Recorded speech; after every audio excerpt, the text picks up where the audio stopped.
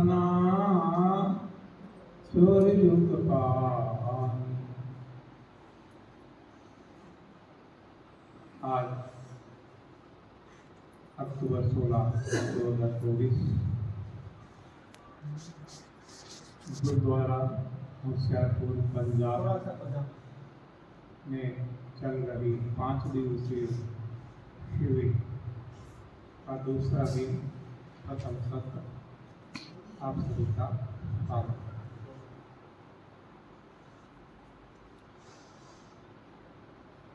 कल हमने देखा कि सारी सृष्टि का जनक मालिक एक ही है। 84 लाख योनियां उन्होंने ही बनाई। सभी के देह पंच तत्वों से बनाए हैं। पंच तत्व हर किसी को भोजन से मिलते हैं। हर कोई अपना अपना भोजन भगवान ने जो रूप में दिया वो ही खाते हैं, इसके अलावा कुछ नहीं खाते। ना आग पे चढ़ा के खाते हैं, न बासी बना के खाते हैं, न मीट मसाला डाल के खाते हैं। इस हिसाब से इस पृथ्वी पे सारे प्राणी निरोग है और हम इंसान भी रोगिष्ट हैं। तो ये रोगों का कारण हमारी समझ में आ गया कि हमारा गलत आहार, जिससे हमारे शरीर को जो पंच तत्व चाहिए ये नहीं मिल रहे हैं और इसी के कारण रोगों का जन्म होता है। ये हमारी जो चयापचय की क्रिया है इसको प्रभावित करता है। रस से रक्त बनता है, जब हम रस ही गलत लेते हैं तो रक्त यानी खून भी गलत बनता है, विकार युक्त बनता है। और जो रक्त से सारा शरीर बनता है, हमारे छोटे छोटे सेल्स, करोड़ों सेल्स, ये भी वहां से ही बनते हैं। जब भोजन गलत है तो सारा शरीर ये गलतियों से, गंदगी से भर जाता है और इसके हिसाब से नाना प्रकार के रोग होते हैं। हर किसी को कोई न कोई रोग होते हैं। तो ये रोगों का कारण अब हमारी समझ में आ गया। गलत आहार के कारण शरीर में रुकी हुई गंदगी है। तब निवारण भी पता चल गया कि जब गंदगी को हटा देंगे तो रोग अपने आप हट जाएंगे। लेकिन गलती पे गलती हमने ये की कि रोगों का कारण समझकर कारण को हटाने की जगह हमने रोगों को हटाने की कोशिश की। रोगों को हटाने के लिए दवाई बनाई, दवाई ली, एक्सरसाइज, प्राणायाम, योगा, ये सब कुछ किया। रेकी, वास्तुशास्त्र का सहारा लिया, यज्ञ, होम, हवन, क्रियाकांड का सहारा लिया, जिससे हमारी बात नहीं बनी। जैसे हम समझ सकते हैं कि जब पदार्थ और प्रकाश है तो परछाई अपने आप बन जाती है। उसी तरह यहाँ गंदगी के कारण रोग अपने आप जन्म लेते हैं। अब परछाई को हटाना है तो इसका जो मूलभूत कारण है पदार्थ और प्रकाश, इसको हटाना होगा। और इसको नहीं हटाते हुए हम परछाई को हटाने में लगेंगे, झाड़ू पोछा करेंगे, खुदाई करेंगे, बुलडोजर चलाएंगे, तो परछाई हटने वाली नहीं। तो जो रोग है परछाई की तरफ, और जो पदार्थ प्रकाश है उसका मूलभूत कारण वो यहाँ गंदगी है, गलत आहार की वजह से। तो अब गंदगी को हटा दो और सही आहार लेने लगो, तो कभी कोई भी रोग अब नहीं जन्म लेंगे, जो है हट जाएंगे। इतनी सरल बात दुनिया को आज भी समझ में नहीं आ रही है। ये हमारा कम भाग्य है। हर किसी प्राणी को पता है, किसी ने पढ़ाई नहीं, फिर भी अपनी कॉमन सेंस से हर किसी को पता है। जबकि हम पढ़े लिखे इंसान समझ नहीं सकते, क्योंकि हमारे मन में बचपन से ही ये भ्रांतियां भरती गई है। अब जब हमें समझ में आ गया, तो अब गंदगी हटाने के लिए हम प्रयास करते हैं, परिणाम भी मिलता है। कल हमने देखा सबसे पहला प्रयास वो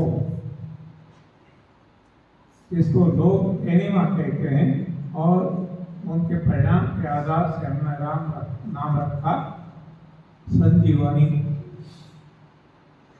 तो इस संजीवनी का प्रयोग करते हुए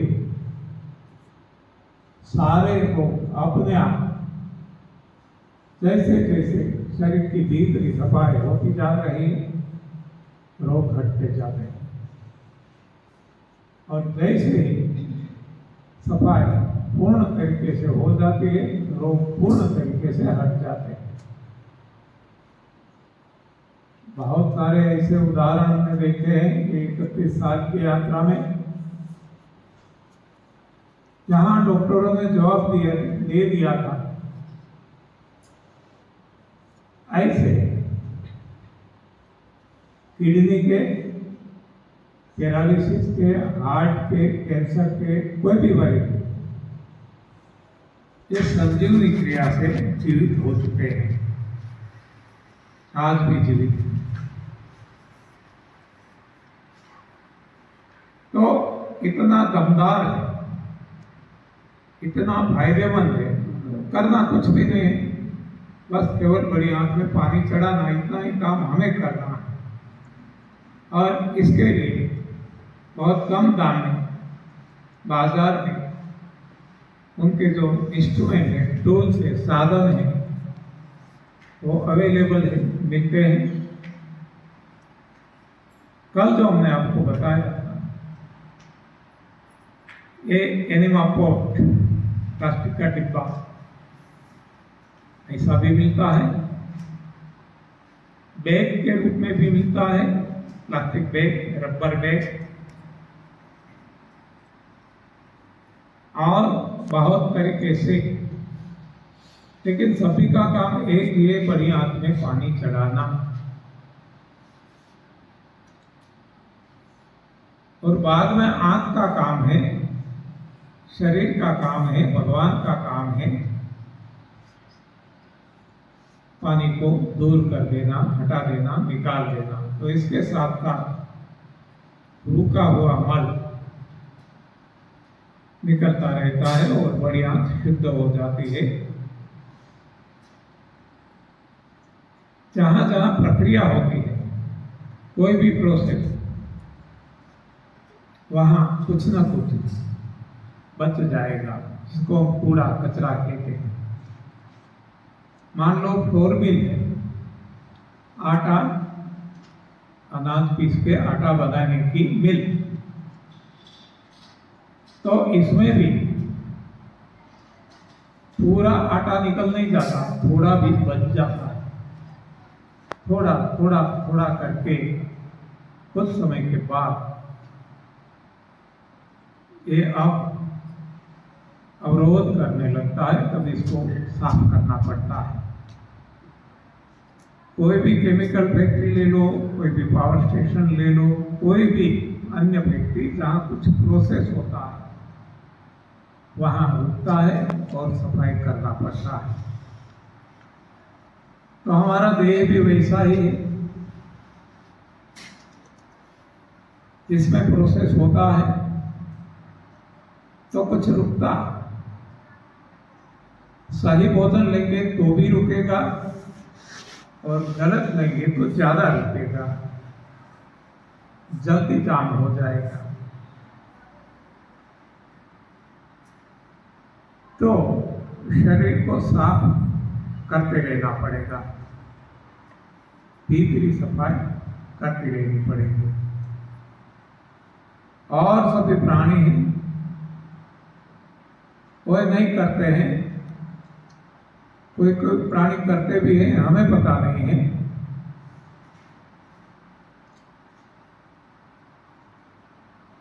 तो हमारे लिए ये सबसे अच्छा साधन है। तो शुरू में जब तक पुरानी गंदगी हट ना जाए, 2 महीने 3-4 महीने, जब तक जरूरत लगे, इसको लगातार दिन में 2 बार करते रहें। और बाद में जब भी आवश्यकता पड़े तब इसका इस्तेमाल करें, इसका प्रयोग करें। हमने देखा है कई डॉक्टर्स भी और हमारे जैसे आम इंसान भी कई सालों से, 10-10 साल से भी ज्यादा, ये संजीवनी क्रिया लगातार कर रहे हैं, किसी को कोई भी नुकसान नहीं हुआ। जैसे कि हर दिन हम मुंह साफ करते हैं, कुल्ले करते हैं, टूथपेस्ट लगाते हैं, ब्रश करते हैं, जैसे कि हर दिन हम स्नान करते हैं, साबुन, शैम्पू, कंडीशनर सब कुछ लगाते हैं, तो ऐसी ही एक भीतरी सफाई है।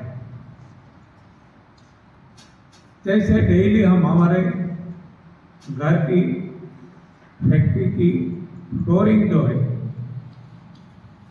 इसकी भी सफाई करते रहते हैं।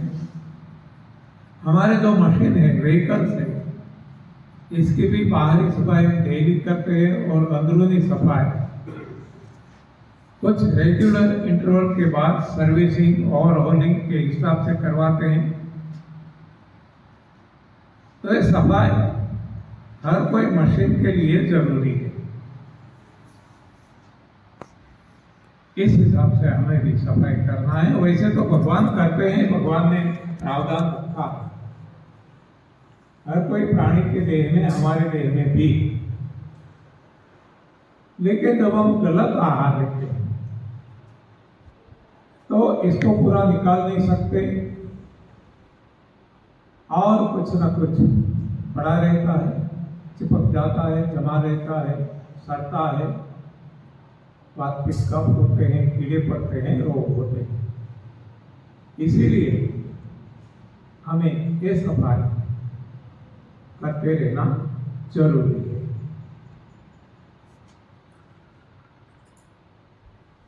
आज हम 31 सालों से 1993 से ये नई भोजन प्रथा अपना रहे, आगे बढ़कर एडवांस न्यू डाइट सिस्टम और इससे भी आगे बढ़कर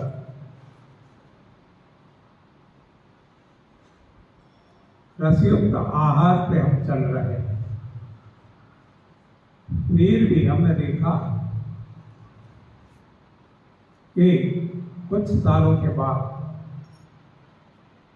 हल्की सी कोई ना कोई शारीरिक समस्या आ जाती है। जैसे कि आज से करीब 8 साल पहले हम कनाडा गए थे।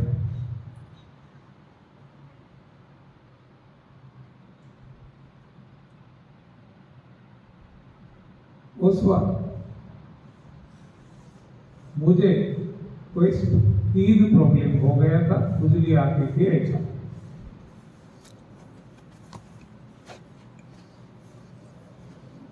जैसे ही एनिमा लिया, संजीवनी क्रिया की,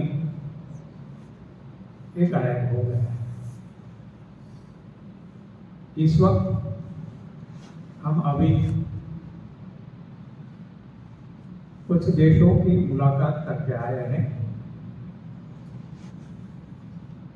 पहले गए थे यूएई,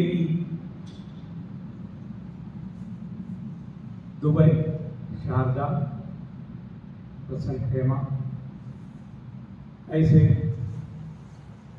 बाद में हम गए यूएसए में।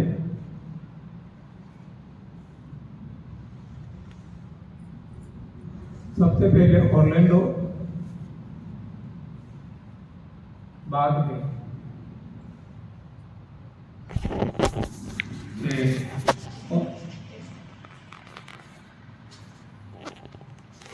गए मेलबोर्न, बाद में फिर से ऑरलैंडो होके टेम्पा, बाद में जॉर्जिया में एटलांटा, बाद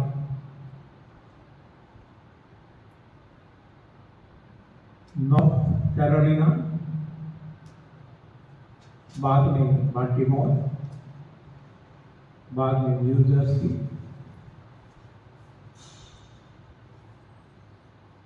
और इसी तरीके से आगे आगे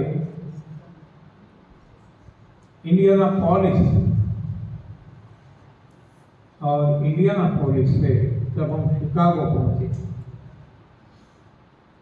तब मुझे हल्का सा जुकाम, सर्दी हो गई, खांसी आ गई।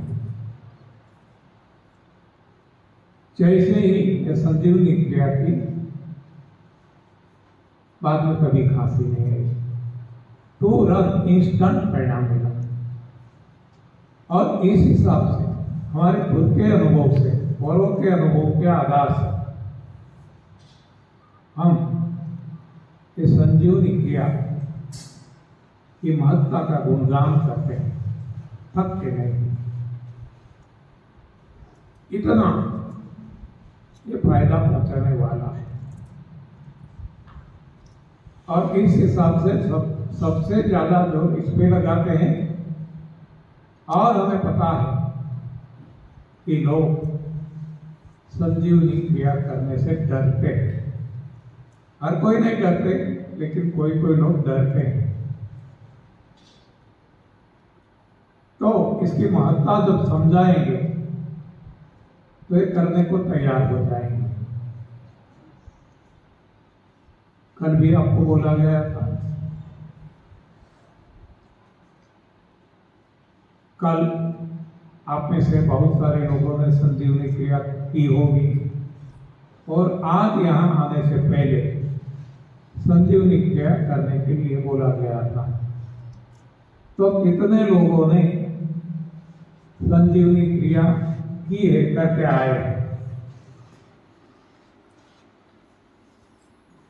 ओके, कोई हाथ ऊंचे नहीं होते, खड़े नहीं होते हैं। कितने लोगों ने संजीवनी क्रिया नहीं ली है? 1, 2, 3, 4, 5, बहुत कम लोग हैं, लेकिन हैं। तो इसके पीछे क्या वजह है? आपको कोई भी समस्या है तो बता देना, आपको मदद करेंगे हमारे जो यहाँ अनुभवी लोग हैं। कोई भी समस्या है तो बता देना। लेने से फायदा, और लेंगे तब पता चलेगा, पहले से डरना नहीं। गुजरात में पाटन है, सिद्धपुर पाटन, वहां एक एमडी डॉक्टर है कांतिभाई पटेल, वो भी एनेमा लेने से राजी नहीं है, लेकिन एक बार जब लेके देखा तब उनको ब्रह्म ज्ञान हो गया, और बाद में हर किसी को वो संजीवनी क्रिया के बारे में समझाते हैं। ये जीवनदान देने वाली है, अवश्य करो, ज्यादातर आपकी समस्याएं दूर हो जाएंगी। तो प्रयोग का मामला है, डरना नहीं है, प्रयोग करके देखो। कोई भी समस्या आती है तो पूछो, समाधान मिलेगा। तो एक संजीवनी क्रिया के बारे में हमने फिर से आज थोड़ा बता दिया, जिससे बड़ी आंख साफ होती है। जबकि जो प्रोसेस होती है पचने की, डाइजेस्ट होने की, वो तो मुंह से शुरू हो जाती है। जब हम मुंह में काटते हैं, चबाते हैं, उलट फेर करते हैं जीभ से, लेंस से पाचक रस चलते हैं, वहां से पाचन शुरू हो जाता है, प्रक्रिया शुरू हो जाती है। आगे चलकर फूड पाइप, अन्ननली, जठर, स्टमक, होजरी, और बाद में आके चलकर छोटी आंख, अंत में बड़ी आंख। इस तरीके से तो खाया हुआ भोजन आगे आगे आगे जाता है, पाचन होता जाता है, और बचा हुआ अंत में मलाशय में जमा होता है, और इसको शरीर बाहर कर देता है, भगवान बाहर कर देते हैं। लेकिन जब सही भोजन खाते हैं, डिजाइन फूड खाते हैं, तो ये प्रक्रिया अच्छे ढंग से होती रहती है। लेकिन हम गलत आहार खाते हैं, आज तक खाया, इसी हिसाब से हमें संजीवनी क्रिया का सहारा लेना पड़ा, और पूरी डाइजेशन सिस्टम, पचन तंत्र को साफ करने के लिए हमने एक काम नीचे से निकालने का किया, सकिंग करके और खींच के किया। दूसरा काम हम कर सकते हैं ऊपर से डालकर, जो है आंवला जूस, या तो फिर करेला टमाटर खीरा जूस, या तो फिर अनार छिलके का जूस, या तो फिर मोरंगी पत्तियों का जूस। ऐसे बहुत सारे लैक्सेटिव पदार्थ भगवान ने दिए, रेचक पदार्थ, कोई भी किसी का भी हम प्रयोग कर सकते हैं। तो मुंह से लेकर एनस मलद्वार तक ये जूस सफाई कर देता है। तो ये दो सफाई इस तरीके से हो जाती है। तीसरी सफाई जो है वो है सूक्ष्म सफाई, माइन्यूट क्लींसिंग, माइक्रोस्कोपिक क्लींसिंग। ये सफाई में मल निकलता है, यानी कि सॉलिड पोर्शन निकलता है। स्थूल किसको हम कहते हैं, जबकि तीसरी जो सफाई है इसको हम कहते हैं लंघन, शॉर्ट टर्म फास्टिंग, न खाना न पीना, पेट में कुछ भी नहीं डालना,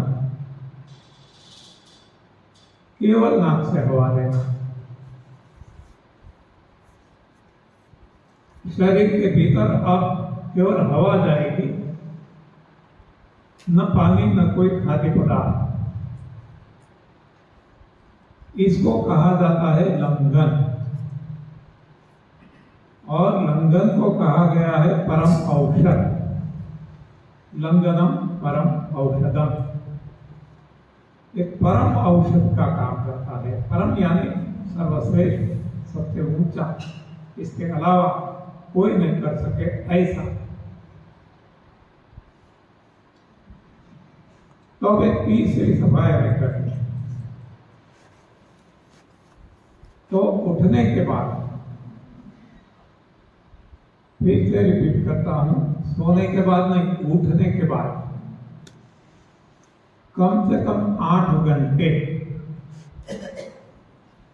हमें मुंह में कुछ भी नहीं डालना है, न चाय न पानी न भोजन, कुछ भी नहीं, केवल नाक से हवा लेना है, ब्रीदिंग करना है, कम से कम 8 घंटे। लेकिन शुरू में 8 घंटे जो कोई नहीं कर पाते तो धीरे धीरे ग्रेजुअली आगे बढ़ सकते हैं। 8 ना हो सके 7 ना हो सके 5, 4, 3, 2, 1, जितना भी हो सके वहां से शुरू करके धीरे धीरे आगे बढ़कर 8 तक पहुंचना है। स्वाभाविक है डर लगेगा, क्योंकि आज तक हम गलत समझाया गया, उल्टा समझाया गया, आज तक हमें पढ़ाया गया है, सिखाया गया है कि उठने के साथ राजा जैसा भोजन खाओ, भारी भोजन, दोपहर व्यापारी जैसा यानी मध्यम प्रकार का, और रात को भिखारी सा यानी हल्का सा। तो ये हमारे मन में एक ग्रंथि बैठ गई है, इसको हम सही मान के चलते हैं, सारी दुनिया चलती है। लेकिन हम ये नहीं सोचते कि ऐसी भोजन प्रथा सभी ने अपनाई सारी दुनिया में। वही डॉक्टर, सभी चिकित्सकों सहित, और हर कोई बीमार।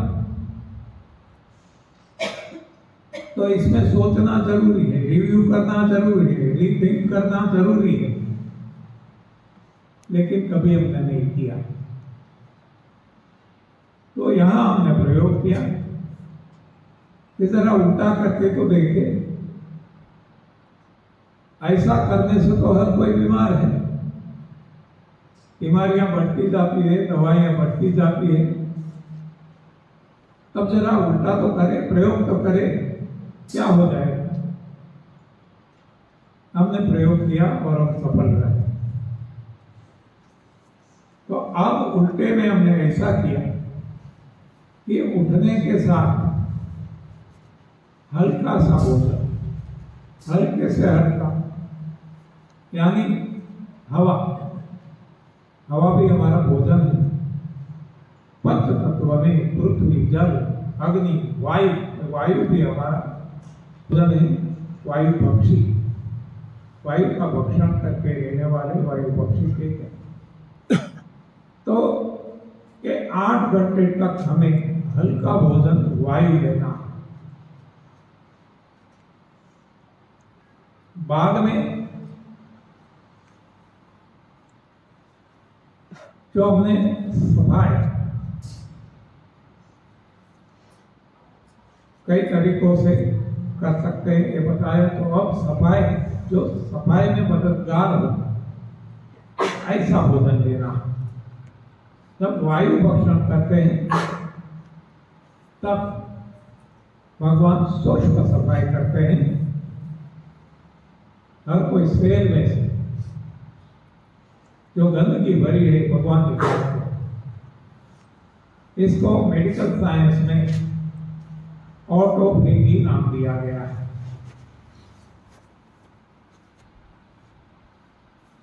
तो एक सूक्ष्म सफाई उठने के साथ होती है जब हम कुछ भी पेट में नहीं डालते।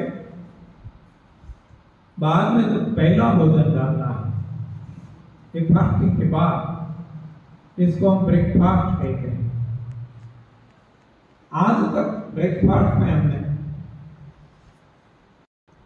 नाना प्रकार के भोजन खाए। अब ब्रेकफास्ट में हम ऐसा भोजन लेंगे जो सफाई में मददगार हो, जो है मैंने बताया आंवला जूस, मोरिंगा पत्तियों का जूस, अनार छिलके का जूस, करेला टमाटर खीरे का जूस, ऐसा कोई भी जूस जिससे सफाई हो। तो ये अब हमारा ब्रेकफास्ट बन गया। और बाद में जब भूख लगती है तो अपनी पसंद का हल्का सा भोजन,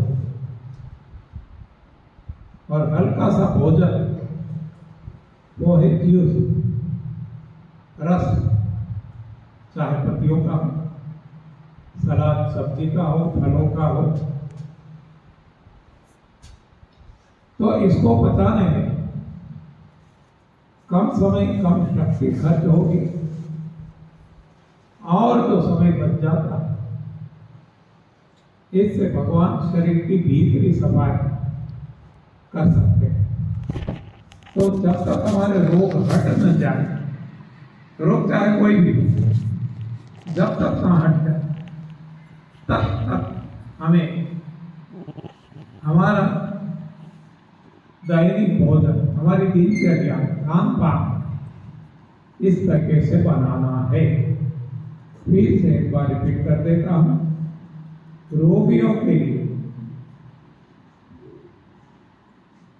जिसको छोटा या बड़ा कोई भी रोग है, और किसी के लिए, और जिसको रोग नहीं है, जो मानते हैं कि रोग नहीं,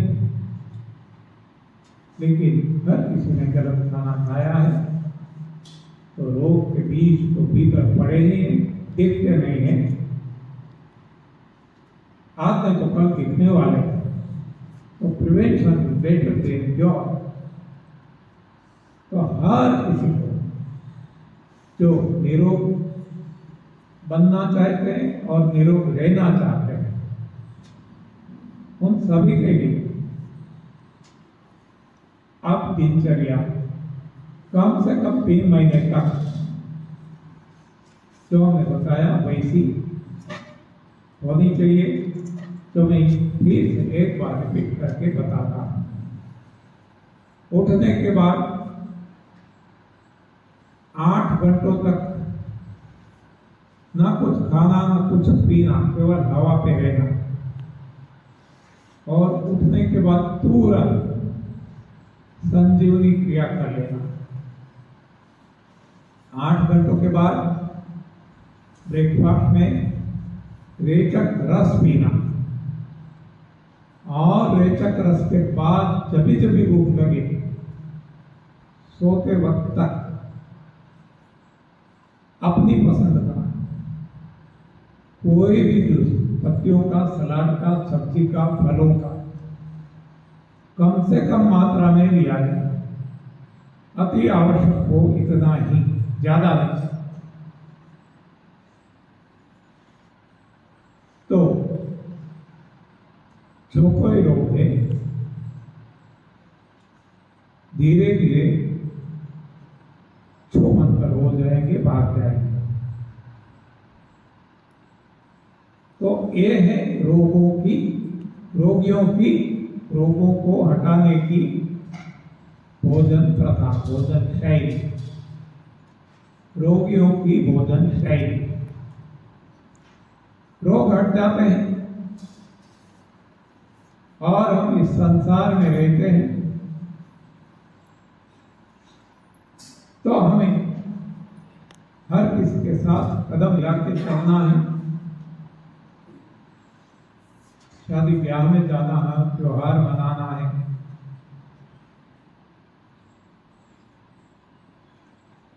तो अब हमें निरोग भी रहना,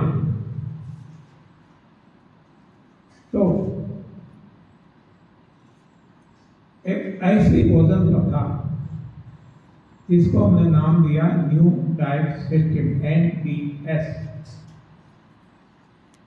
इसमें हम कहते हैं कि रात को एक बार पकाया हुआ भोजन जिसमें सब्जी ज्यादा अनाज कम हो, ऐसा लिया जाए। सब्जी 70%, 70% और बाकी अनाज दाल। जब ऐसा भोजन करते हैं पूरा कचरा जाएगा। ये गंदा भोजन है, गंदगी करने वाला है, मृत आहार है, हमारा भोजन नहीं है, डिजाइन फूड नहीं है, फिर भी मजबूरन खाते हैं। तो इसको निकालने के लिए सुबह फिर से लंघन किया जाए 8 घंटों का।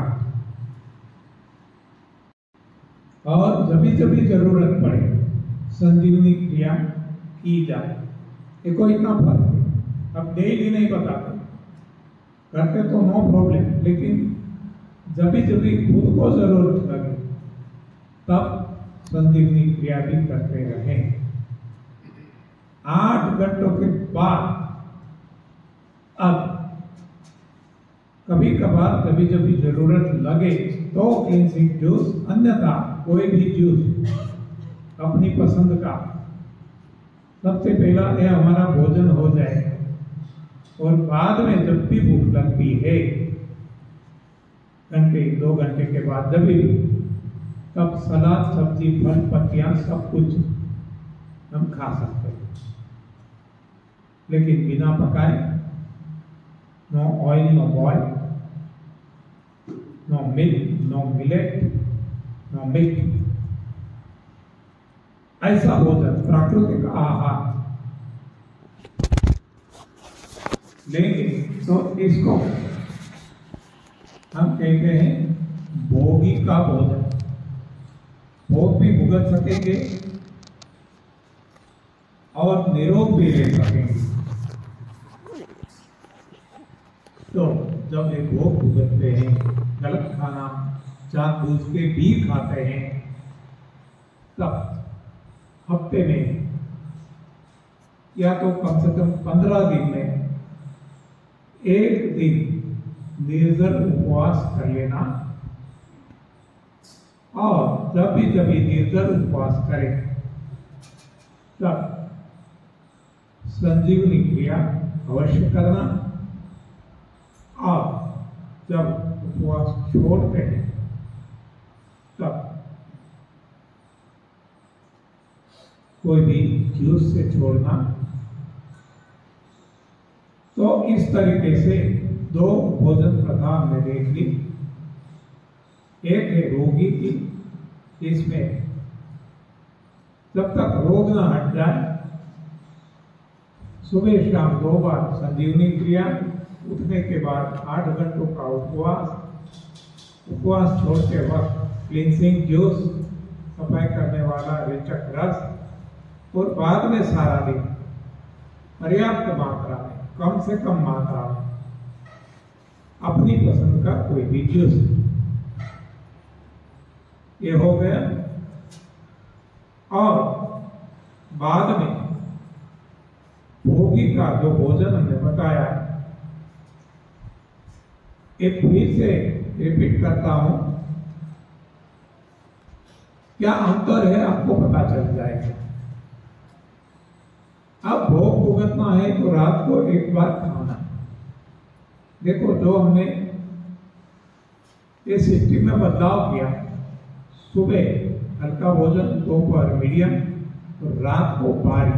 तो ये भारी भोजन है जो पत्नी में भारी है, पकाया हुआ अनाज दालों वाला जो हमारा है ही वो पत्नी पाता। तो ऐसा भोजन जब खाना ही है मजबूर, तो रात को खाना और खा करके सो जाना। बहुत सारी भ्रांति में हम भटक रहे हैं। हम मानते हैं कि खा करके सो जाएंगे पचेगा नहीं, ये गलत। खा करके सोएंगे तभी अच्छा पाचन होगा, क्योंकि अब हमारी जीवनी शक्ति को और कोई काम नहीं बचता। जब सो जाते हैं, न शारीरिक न मानसिक, तो सारी शक्ति पचन में लग जाती है, डाइजेस्ट करने में लग जाती है, तो पचन भी अच्छा होता है। ये हमारा लंबे समय का अनुभव है। तो ऐसे बहुत सारी भ्रांतियों में हम भटक रहे हैं। तो रात को एक बार गलत आहार, भारी आहार, सुबह उठने के साथ लंघन 8 घंटों का, जरूरत से संजीवनी क्रिया यानी डेली में लेते हैं तो नो प्रॉब्लम। अच्छा, अब क्लिंजिंग जूस डेली लेने की जरूरत नहीं है, लेते हैं तो कोई प्रॉब्लम नहीं, तो खुद डिसाइड करेंगे। बाद में अपनी पसंद का कोई भी जूस, पत्तियों का, सलाद, सब्जी का, फलों का, कोई भी, और बाद में सारा दिन जब भी कभी भूख लगे तो सलाद, सब्जी, फल वही रूप में, no minute, no milk, no meat, no oil, no boil, ऐसा बोलते। और रात में तो हमने बताया ऐसा, तो ये दिनचर्या हो गई भोगियों के लिए। उनको हफ्ते में या 15 दिन में एक बार सारा दिन निर्जल उपवास, और जब निर्जल उपवास करते हैं तब संजीवनी क्रिया अवश्य करना, और जब ये उपवास छोड़ते हैं तब क्लींजिंग जूस अवश्य लेना। हो गया।